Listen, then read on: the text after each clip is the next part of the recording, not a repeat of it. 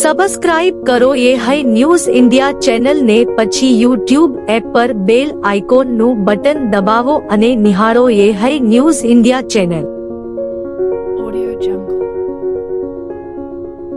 વાવથરા જિલ્લામાં એક નિરાધાર સગીરાના કથિત શારીરિક શોષણના કેસમાં મહત્વપૂર્ણ કાનૂની વળાંક સામે આવ્યો છે।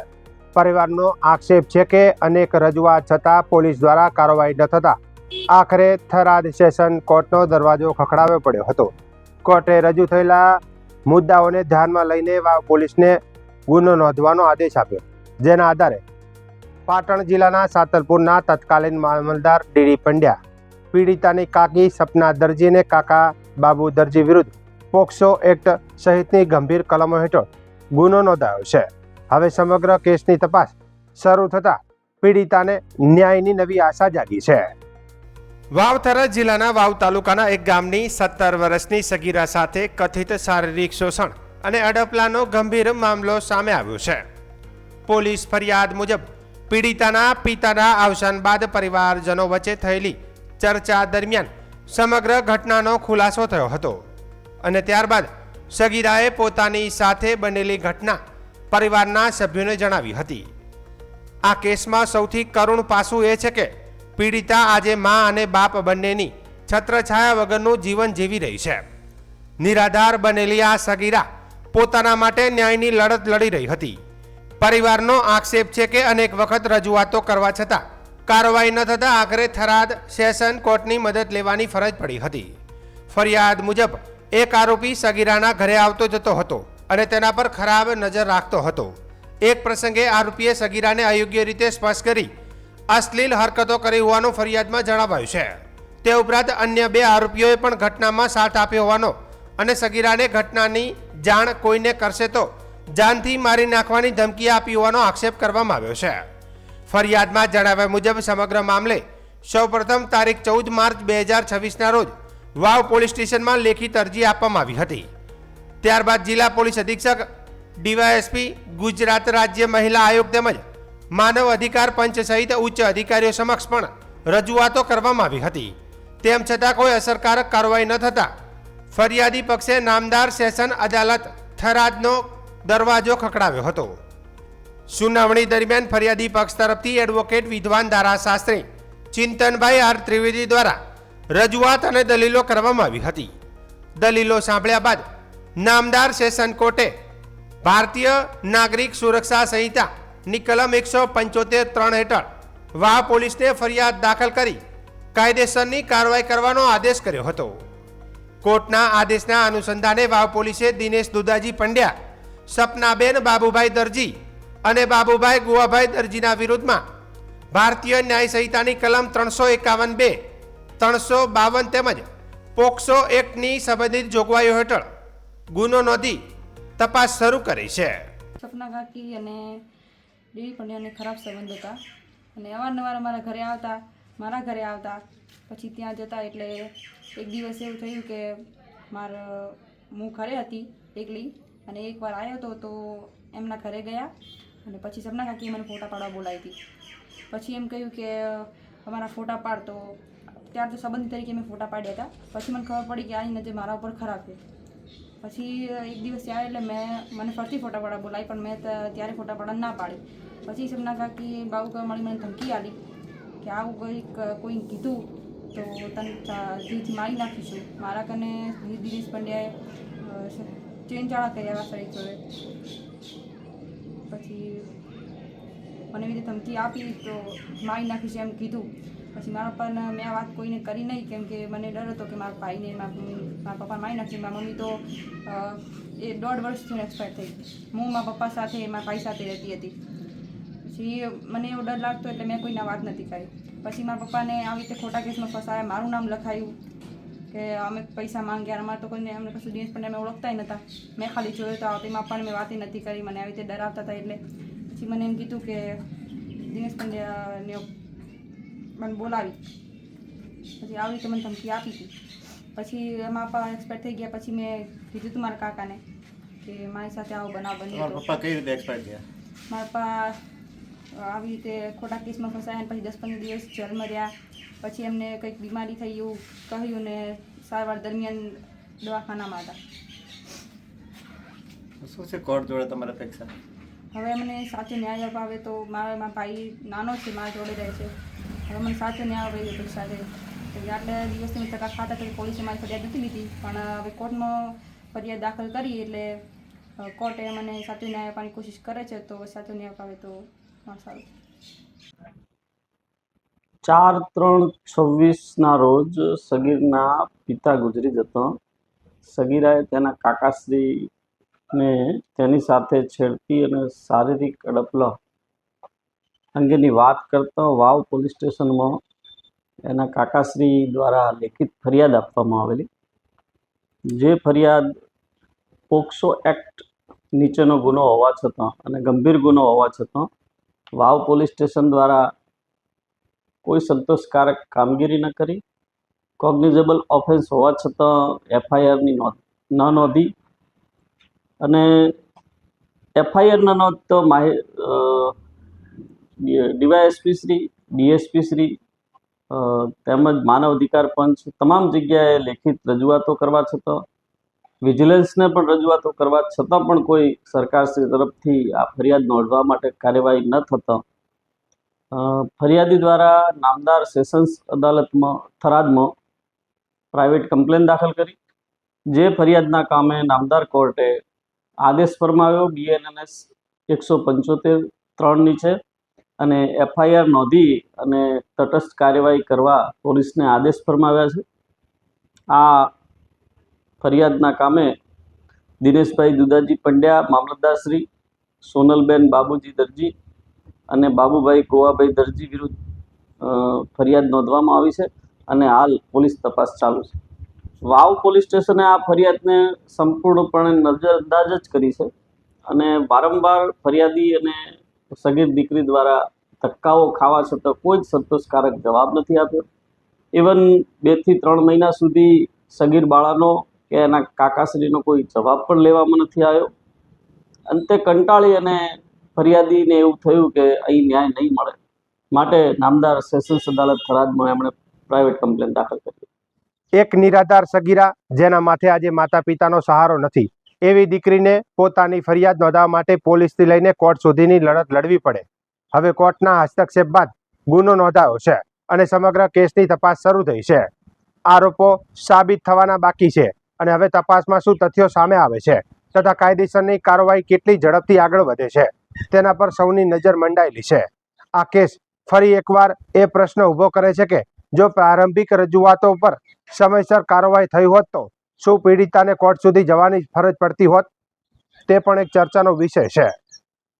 એક બાજુ દિલ્હીમાં CGP દ્વારા સંસદ ઘેરાવ અને વિરોધ પ્રદર્શન ચાલી રહ્યું છે, તો બીજી તરફ બનાસકાંઠાના ભાભર ખાતે સ્પર્ધાત્મક પરીક્ષાની તૈયારી કરતી વિદ્યાર્થીની સીતાબેન છગનભાઈ રાઠોડ સોનમ વાંગચુકના સમર્થનમાં એક દિવસના પ્રતિકાત્મક ઉપવાસ પર બેઠી છે. ચલાદર ગામની રહેવાસી સીતાબેન બાબર હાઈવે પર વિવિધ બેનરો સાથે લોક જાગૃતિ લાવવાના હેતુથી ઉપવાસ કરી રહી છે. તેમણે જણાવ્યું હતું કે તેઓ સોનમ વાંગચુકના આંદોલનને સમર્થન આપતા દેશની શાસન વ્યવસ્થામાં પારદર્શિતા, જવાબદારીને જનહિતને પ્રાથમિકતા મળે તેવી માંગ સાથે પ્રતિકાત્મક રીતે વિરોધ નોંધાવી રહ્યા છે. તો એક તરફ રાષ્ટ્રીય રાજધાની દિલ્હીમાં વિરોધ પ્રદર્શનની ગૂંજ છે, તો બીજી તરફ ઉત્તર ગુજરાતના ભાભરમાં એક વિદ્યાર્થીનીનો શાંતિપૂર્ણ ઉપવાસ લોકોમાં ચર્ચાનો વિષય બન્યો છે. બસ સરકાર અમારી માંગે પૂરી કરે.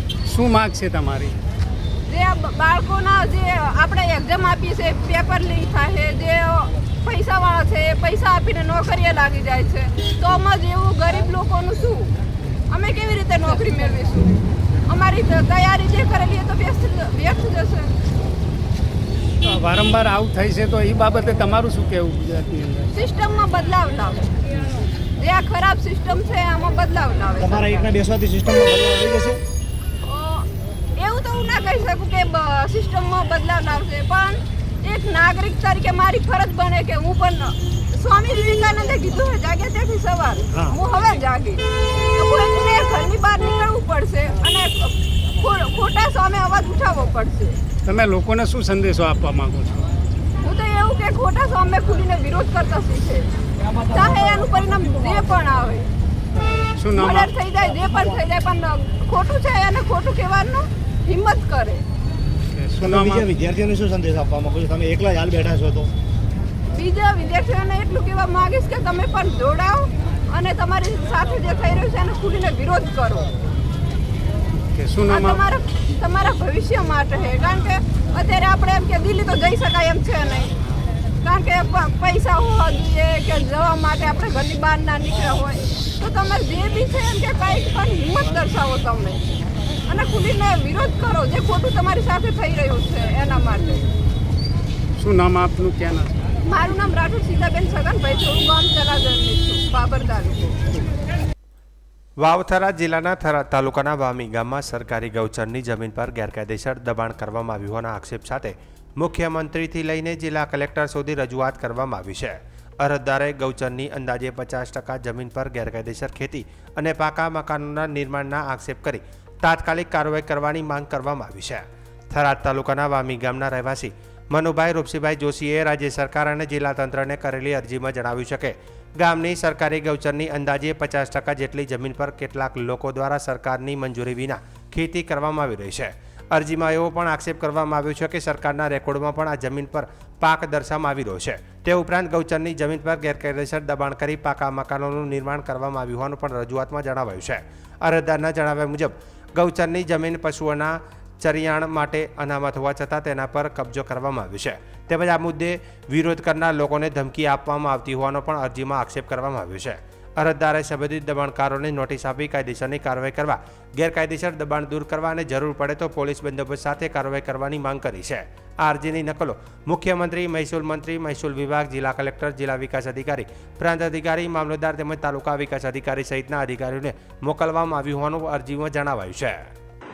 અમારા વામી ગામની અંદર ટોટલ મોટે પાયે 70% દબાણ છે અને ગોંદરાનો અને આજુબાજુ ગોવાળાનો અને ડેરીનો અને આજુબાજુની ટોટલ અત્યારે દુકાનો અને ગલ્લાનો બેસી ગયા છે. ગાડી પસાર કરવી થતી નથી અને લોકોને કહેવા જઈએ તો અમને ધમકીઓ આપે છે કે તમારાથી જે થાય કરી લીધો. મેં આગળ અરજી 2006 અને 2007માં પણ અરજી મેં કરી હતી આ દબાણ વિશેની, તો પણ કોઈ એ નહોતું થયું. અને આજે પણ મેં મુખ્યમંત્રીને અરજી કરી છે, તાલુકા વિકાસ અધિકારીને કર્યું છે, મામલતદાર છે, પ્રાંત છે, કલેક્ટર છે અને પંચાયતની અંદર વામી પંચાયતમાં પણ તલાટીને અરજી આપેલી હતી. અમારા ગામની અંદર કોઈ એવું નથી કે દબાણ નથી, 70% દબાણ છે. એની મારે સરકારશ્રીને વિનંતી છે કે આ દબાણ તાત્કાલિક દૂર થવું જોઈએ અને લોકોને કહેવા જોઈએ તો મને ધમકીઓ આપે છે અને લોકો પાકા મકાન બાંધીને બેઠા છે. અત્યારે 5-5 લાખના, 10-10 લાખના, 20-20 લાખના મકાન ગૌચર જમીનની અંદર ગાયો માટે મૂકેલી છે જમીન, કે લોકોને મકાન બાંધવા માટે નથી મૂકેલી. એ જ મારી વિનંતી છે સરકારશ્રીને કે આટલી અરજીઓ કરવા છતાં 11 પહેલી કરી, 11 પછી 22 અરજી મેં કરી હતી. 22 અરજીનું હજુ કોઈ પરિણામ નથી આવ્યું, નથી કોઈ તપાસમાં આવ્યું. તો સરકારશ્રીને મારી વિનંતી છે કે તાત્કાલિક તપાસનો આદેશ આપે અને તાત્કાલિક વામીનું સર્વે થવું જોઈએ અને ગોદરાનું, ગોવાળાનું એ ટોટલ દબાણ હટવું જોઈએ. નકા હું હાઈકોર્ટની અંદર પિટિશન દાખલ કરવાનો છું, એમાં એ કોઈ છૂટકો નથી. બરોબર, આટલી મારી સરકારશ્રીને વિનંતી છે. મેં બધાને અરજીઓ આપેલી છે, ટોટલ જગ્યાએ બધાને ભલામણ કરી. કોઈ પણ વ્યક્તિ નથી એવો કે મેં અરજી નથી કરી, બધાએ સ્વીકારી છે. એના મેસેજ પણ મારામાં આવી ગયા હતી. શંકરભાઈ ચૌધરીને મેં આપેલી છે, ચૌધરી સાહેબે કીધેલું એના પ્રમાણે એમને ભલામણ કરેલી છે અને ટોટલ રેવન્યુ તલાટીથી કરી અને નાયબ કલેક્ટર સુધી, મામલતદાર સુધી, પ્રાંત સુધી બધાને મેં આપેલી છે. કે મારી સરકારશ્રીને વિનંતી છે કે આ તાત્કાલિક ધોરણે દબાણ દૂર થવું જોઈએ, આટલી મારી વિનંતી છે. મારું નામ મનુભાઈ રૂપસીભાઈ વામી. હવામાન વિભાગે આગામી 7 દિવસ ગુજરાતમાં હળવાથી મધ્યમ વરસાદની આગાહી કરી છે. નવસારી અને વલસાડ જિલ્લામાં આજે અતિભારે વરસાદની શક્યતા હોવાથી ઓરેન્જ એલર્ટ જાહેર કરાયું છે. જ્યારે આગામી દિવસોમાં દક્ષિણ અને મધ્ય ગુજરાતના અનેક જિલ્લાઓમાં યલો એલર્ટ રહેશે. હાલ દક્ષિણ પશ્ચિમ રાજસ્થાન અને બંગાળની ખાડીમાં સક્રિય સાયક્લોનિક સિસ્ટમોના કારણે રાજ્યમાં વરસાદી માહોલ બન્યો છે. દરિયાકાંઠે 45 થી 55 નોટ અને ગસ્ટિંગ સાથે 65 નોટ સુધી પવન ફૂંકાવાની શક્યતા હોવાથી માછીમારોને આગામી 4 દિવસ અરબી સમુદ્રમાં ન જવાની સલાહ આપવામાં આવી છે. રાજ્યમાં અત્યાર સુધી ચોમાસાની સિઝનમાં સરેરાશ કુલ 33% ઓછો વરસાદ નોંધાયો છે. જો કે નવી વરસાદી સિસ્ટમથી વરસાદની ઘટ પૂરી થવાની આશા વ્યક્ત કરવામાં આવી છે. वर्तमान में जो मौसम प्रणालियां हैं उसमें एक साइक्लोनिक सर्कुलेशन है साउथ वेस्ट राजस्थान पे जो कि 3.1 से 4.5 के बीच में है. इसके अलावा एक मानसून ट्रफ है जो राजस्थान से गंगानगर से होते हुए अपना north east bay of Bengal में है। इसके अलावा एक cyclonic circulation bay of Bengal में बना है जो कि 5.8 से 7.6 के बीच में है। यहाँ से एक ट्रफ अपना नॉर्थ ईस्ट अरेबियन सी तक आया हुआ है 5.8 किलोमीटर अबव मीन सी लेवल, जो कि छत्तीसगढ़, साउथ छत्तीसगढ़, साउथ उड़ीसा, तेलंगाना, मध्य महाराष्ट्र, मराठवाड़ा और साउथ गुजरात से होते हुए अरेबियन सी में गया है। तो इनके प्रभाव से बारिश हम संभावना है कि अगले 7 दिन तक गुजरात रीजन, सौराष्ट्र कच्छ में कुछ से लेकर कई स्थानों पर हल्की से मध्यम बारिश हो सकती है।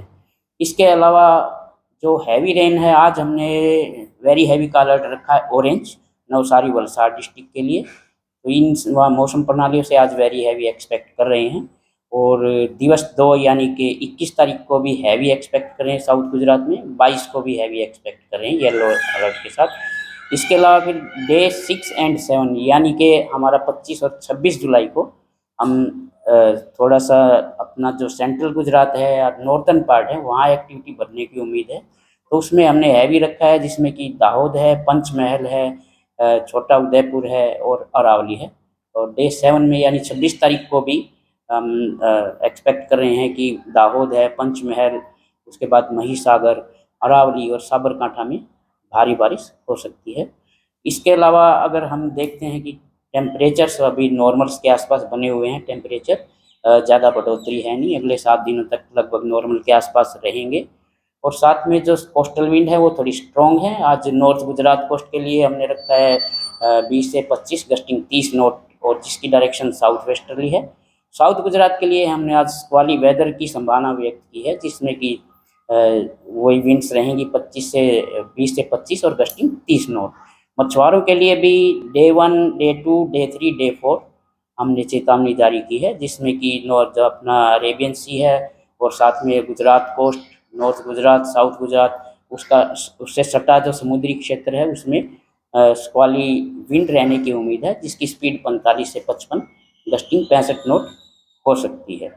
और अगर हम बात करें कि स्टेट लेवल में क्या विंड चल रही है, तो जनरली साउथ वेस्टर्ली विंड्स चल रही है। अगर मानसून की बात करें तो पूरे सीजन में मानसून जो गुजरात रीजन में करीब हमारा 25% के आसपास कम हुआ है और उसमें जो सौराष्ट्र कच्छ में 42% के आसपास बारिश कम हुई है। कुल मिला के स्टेट को देखते हैं तो अभी 33% बारिश कम हुई है नॉर्मल से। जुलाई में देखते हैं तो जुलाई में गुजरात रीजन में 6% बारिश ज़्यादा हुई है अभी तक का, जो 19 तारीख तक के आंकड़े हैं। सौराष्ट्र कच्छ में 2% कम हुई है। ओवरऑल स्टेट का देखते हैं तो लगभग 2% जुलाई में बारिश अभी तक ज़्यादा हुई है नॉर्मल से। तो यूनियन टेरिटरी में भी अभी तक 5% बारिश ज़्यादा हुई है। और जुलाई की बात करें तो जुलाई में 61% बारिश ज़्यादा हुई है। अहमदाबाद गांधीनगर में light to moderate rain expect कर रहे हैं हम अगले 7 दिनों तक। छिटपिट पूरे प्रदेश में ही है, छिटपिट स्थानों पर हल्की से मध्यम बारिश की संभावना। ગુજરાતના જામનગર નજીકના આમરા ગામે સદીઓ જૂની પરંપરા મુજબ અષાઢ મહિનાના પ્રથમ સોમવારે વરસાદનો વર્તારો જોવામાં આવ્યો છે। ગામના ભમરિયા કૂવામાં બાજરીનો રોટલો પધરાવીને આ વર્ષે ચોમાસું કેવું રહેશે તેનું અનુમાન કરવામાં આવ્યું હતું। પરંપરાગત વિધિ મુજબ સતવારા પરિવારના ઘરે બનેલો રોટલો વાણંદ પરિવાર દ્વારા વાતે ગાજતે મંદિર સુધી લઈ જવાયો હતો। ત્યારબાદ સતી માતાજીના મંદિરે પૂજા અર્ચના કરી ક્ષત્રિય પરિવારના સભ્યો દ્વારા કૂવામાં રોટલો પધરાવવામાં આવ્યો હતો। કૂવામાં પડેલો રોટલો ઉગમણી દિશા તરફ પડતા આ વર્ષે સારો અને સંતોષકારક વરસાદ થવાના એધાણ મળ્યા છે। આ અનોખી આગાહીને પગલે જામનગર વાસીઓને ગ્રામજનોમાં ખુશીની લહેર છવાઈ ગઈ છે। રોટલા નાખ્યા પછી કેવો વરસાદ થાય, વરસાદનો ટૂંકમાં વર્તારો, રોટલો કઈ દિશામાં જાય છે એના ઉપરથી આ ગામ લોકો વરસાદનો વર્તારો કાઢે છે। કઈ દિશામાં વરસાદ રોટલો ગયો એના ઉપર કહી શકે। ઉગમણી બાજુ જાય રોટલો તો વરસાદ સારો થાય, આથમણી બાજુ જાય તો વરસ નબળું પડે। આવો આ 350-400 વર્ષથી અનુભવ ગામ લોકોનો છે। એ રોટલા ઉપરથી વર્તારો કાઢે છે વરસાદનો। રોટલા જુવારના બનાવે છે, જુવારના લોટના, અને સતવારાના ઘરે રોટલા બને અને વાણનો દીકરો રોટલા લેવા આવે અને દરબારનો દીકરો કૂવામાં રોટલા પધરાવે છે. અમે આ કેટલા વર્ષોથી આ રોટલા નાખવાનું કરી છે. આજે સારો વરસાદ દેખાય છે અને ઉગમની દિશામાં ગયો છે વરસાદ. રોટલા આ વખતે 2026 રોટલા સારામાં સારા 7મા મહિનામાં અને સારામાં સારા પડ્યા છે. ઉગમણી કોર જરાક હાઈલા છે એટલે સારું કહેવાય. પાટણ જિલ્લાના સિદ્ધપુરમાં ગુજરાત એટીએસની મોટી કાર્યવાહી સામે આવી હતી, જેમાં એટીએસ દ્વારા પ્રતિબંધિત સંગઠન જૈશે મોહમ્મદના આતંકી નેટવર્ક મામલે તપાસ તેજ કરવામાં આવી છે.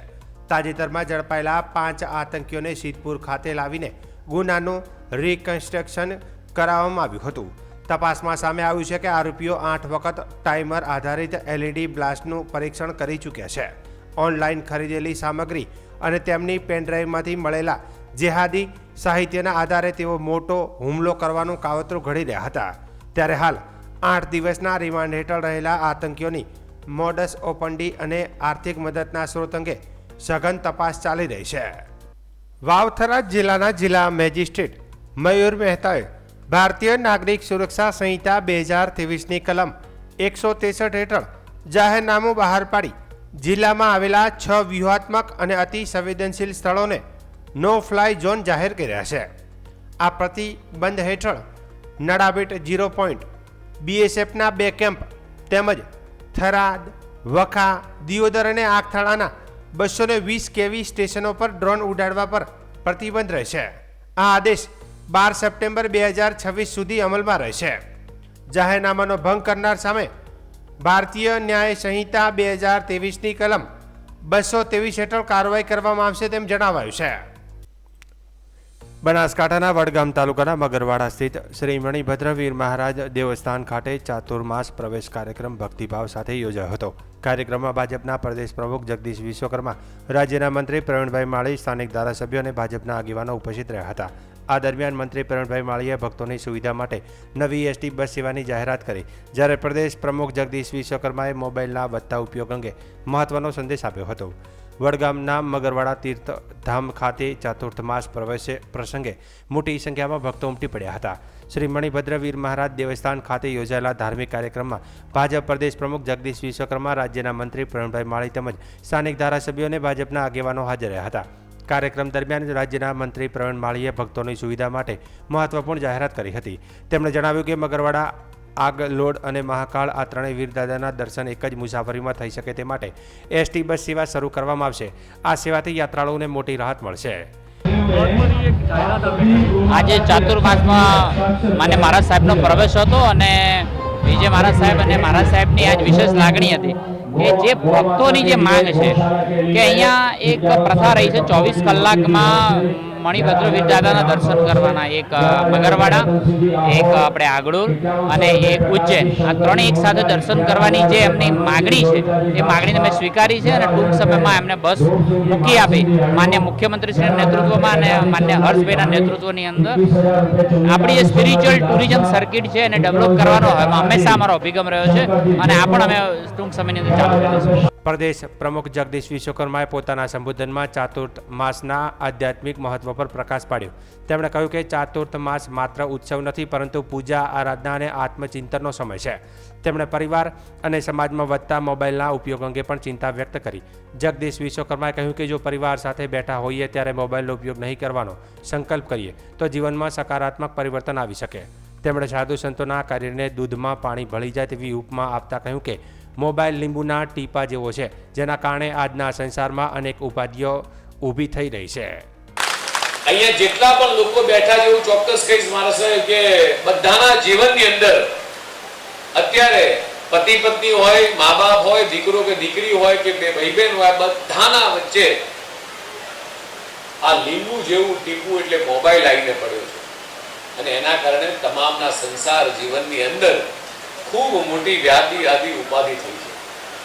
પણ આ ચતુર્માસ દરમિયાન આપણે સૌએ મારા સાહેબના આશીર્વાદ લઈ અને આપણા મનને શાંત કરીએ અને આ આશીર્વાદ થકી એમના જે શબ્દો થકી આપણા જીવનમાં પણ ફેરફાર લાવીએ, બદલીએ આપણા જીવનને. ફરીથી મારા સાહેબના ચરણોમાં વંદન, આપ સૌના ચરણોમાં વંદન ને ફરીથી વિજય સ્વામી મહારાજના ચરણોમાં વંદન કે મને એમણે આજે અહીંયા મગરવાડા આવવાનો આગ્રહ ના કર્યો હોત તો કદાચ તમારા બધાના દર્શન ના કરી હોત. ફરીથી સૌને મારા મણિપુર હરિદાદાના સૌને નમસ્કાર.